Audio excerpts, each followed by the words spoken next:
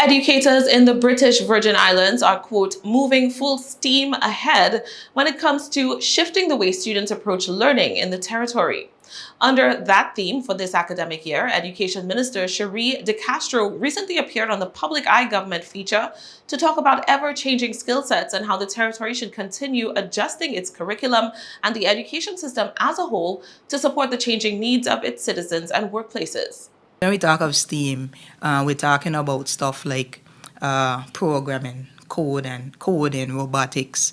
How do you foster critical thinking, problem solving, collaboration, and creation in our children?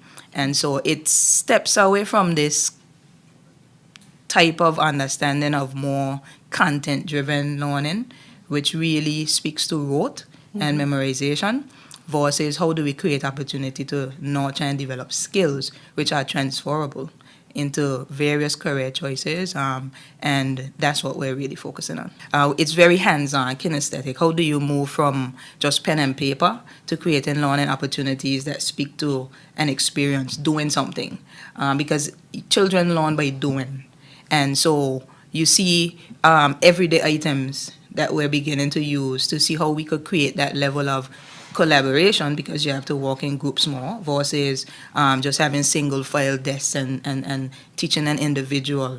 De Castro says that her ministry is seeking to more tightly integrate project-based learning into the curriculum of local primary and secondary schools. It creates an opportunity for us to change the way that we teach to fit the learning styles of our children, because most of our children, when you really look at it, there's this feeling that going to school is boring.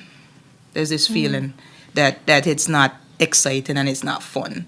And I believe it's because of the reality of engagement. How do you engage? How do you use the very things that children dabble in every day and are interested in to then become a force to allow them to become interested in school and in a career choice? So let's use an example. We know children use apps every day.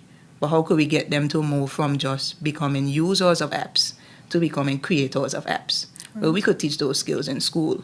That's the level of STEAM-centered learning that we're seeking to integrate, but there are blocks that we must build to progressively move towards that point. I think we've, even from the ministry, been surprised and elated by the level of endorsement from the teachers, because I believe it facilitates a type of learning that they know meet the target.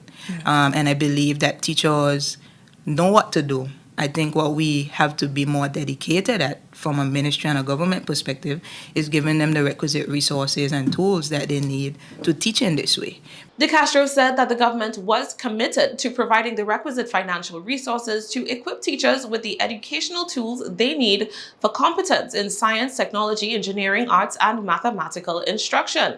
The government was also developing a plan, the minister said, to engage the community, including the private sector and volunteer organizations, in strategic talks to build support for their initiative. We believe ultimately that we have to have a serious conversation and truly reimagine education. So we have to have these types of conversations with the public to help them to understand where we are, where we want to go, and what we believe it takes for us to get there. And so we believe that there are some facts that are extremely important for us to get out to the public. So we all begin as stakeholders in education to understand not only our role, but truly we can only identify our role if we as educators produce the data that we have that speaks to why we have to go in this direction.